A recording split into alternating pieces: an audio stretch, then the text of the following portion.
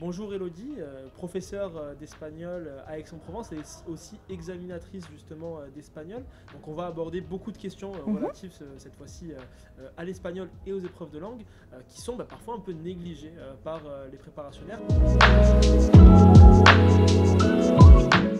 Bonjour Dorian, eh bien écoute, vraiment c'est un point important que tu soulèves. Les langues sont essentielles autant que les maths finalement, aussi bien à l'écrit qu'à l'oral. Et c'est vrai que les étudiants ont tendance à penser que c'est facile puisqu'ils arrivent avec un petit bagage qu'ils croient important pour la prépa. Mais finalement ce qu'on demande est vraiment d'un niveau très élevé. Donc comment on bosse en prépa? C'est pas compliqué, régularité, c'est la première obligation de tout préparationnaire. Ça veut dire qu'on apprend ses cours au fur et à mesure, aussi bien la civilisation que le vocabulaire ou que la grammaire. Ça veut dire qu'à chaque cours, on reprend derrière, les traductions doivent être reprises, les textes doivent être relus. Et finalement, c'est aussi un exercice qui va être très utile pour l'oral parce que la relecture, par exemple, à voix haute, pour l'espagnol entre autres, ça facilite énormément la prononciation, l'engagement et la prise de parole à l'oral. Dès qu'on s'entraîne un petit peu comme au théâtre, en fait, il faut qu'on reprenne ces cours, mais il faut qu'aussi on les mette en voix, qu'on soit capable de s'exprimer à l'oral, ce que malheureusement, on ne fait pas trop dans nos cours qui sont assez limités en temps. C'est pour ça également que j'insisterai sur le fait de bien utiliser ces exercices de colle qui nous servent d'oraux et qui sont vraiment les meilleures préparations qu'on a pour justement l'après-écrit. C'est vrai que toute la difficulté, c'est que, surtout aujourd'hui où les formats des épreuves viennent de changer, notamment en LV. En prépa ECG, on précise? Oui, en prépa ECG, oui, c'est un petit peu plus compliqué, mais finalement, ça reste très cohérent. C'est toujours partir d'une lecture de la presse quotidienne, donc il faut quand même être au courant de l'actualité, avoir un certain fond culturel. Pour l'espagnol, évidemment, c'est très large parce que ce sont les pays d'Amérique latine et l'Espagne, bien évidemment, donc c'est beaucoup. Mais être au courant de l'actualité, lire régulièrement tout ce qui peut être information et ce genre de choses permet d'affronter les épreuves aussi bien de synthèse d'articles de presse que de commentaires d'un seul article de façon plus tranquille et plus aisée. Donc être au courant de l'actualité et puis travailler son vocabulaire, mais un vocabulaire en contact avec l'actualité, avec tout ce qui va faire le monde d'aujourd'hui, évidemment avec une version, on va dire, une couleur plutôt économique, puisqu'il faut connaître le monde de l'entreprise, le vocabulaire aussi politique et social qui est très important et qui ressort régulièrement dans les articles de presse.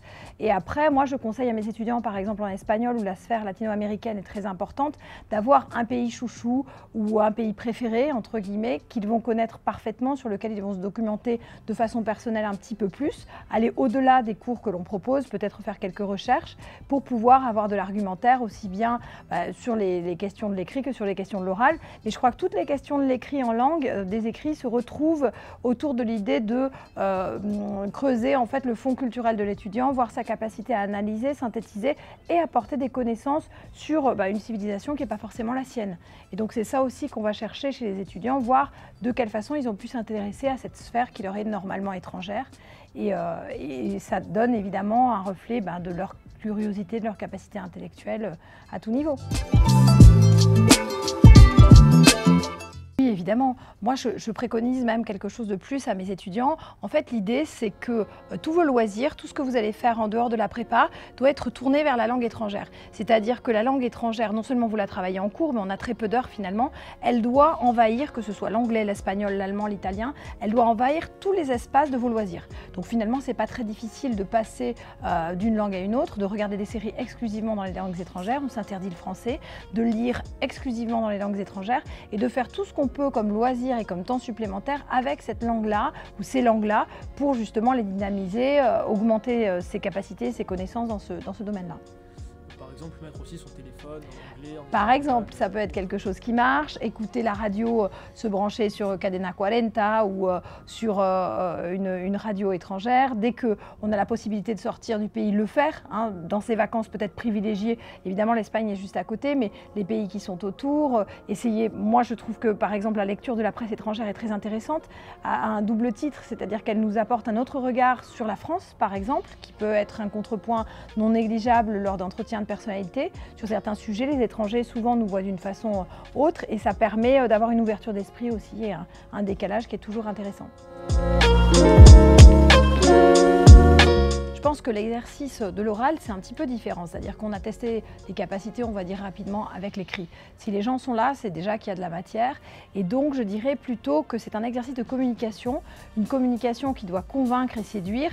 Évidemment, on néglige pas le niveau de langue. Si le niveau de langue est catastrophique, de toute façon, il ne peut pas y avoir de communication. On est d'accord. Mais quelqu'un qui sourit, qui est enthousiaste, qui, même s'il perd pied sur le sujet, ne lâche pas, continue, dialogue, échange, c'est quelque chose de très positif. De toute façon, nous, on est là pour, certes, examiner les capacités de l'étudiant, mais surtout voir de quelle façon il peut échanger dans la langue étrangère. C'est quand même le premier pilier. Donc, je dirais que vraiment, la capacité de communication, c'est l'essentiel. L'aisance à l'oral, c'est pas donné à tout le monde. Donc, quand on l'a, c'est quelque chose qu'il faut cultiver.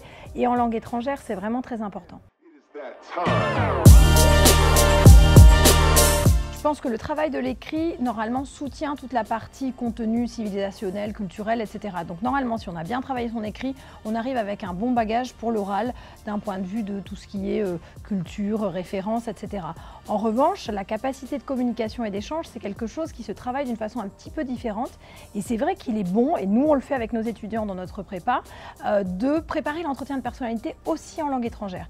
Parce que très souvent, les étudiants ont de bonnes connaissances générales sur le pays, ou sur la sphère concernée, et donc très vite la discussion, si elle est d'un niveau tout à fait correct, va partir sur quelque chose de plus personnel. Et c'est là où souvent ça bloque.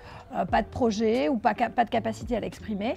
Donc comment faire? Se préparer en apprenant 2-3 petites phrases, des amorces un petit peu type, qui mettent à l'aise en fait et qui permettent d'expliquer un projet, d'élaborer un éventuel parcours. Même si c'est pas définitif, c'est toujours mieux de moins hésiter. Et en langue étrangère, quand on est assuré, c'est déjà une qualité supplémentaire. Et un mot pour conclure directement à la caméra pour les étudiants, en espagnol peut-être, pour les motiver. Suerte a todos, que sigan practicando mucho y que disfruten con los idiomas porque me parece que es lo mejor que podéis trabajar en toda esta preparación exigente que tenéis. Donc simplement pour ceux qui ne parleraient pas espagnol, soyez exigeants avec vous-même mais profitez avec les langues aussi, c'est quelque chose réellement que vous pouvez travailler avec plaisir. Donc prenez du plaisir à enrichir ces matières-là et ça ne sera que bénéfique pour votre concours. Merci beaucoup Elodie.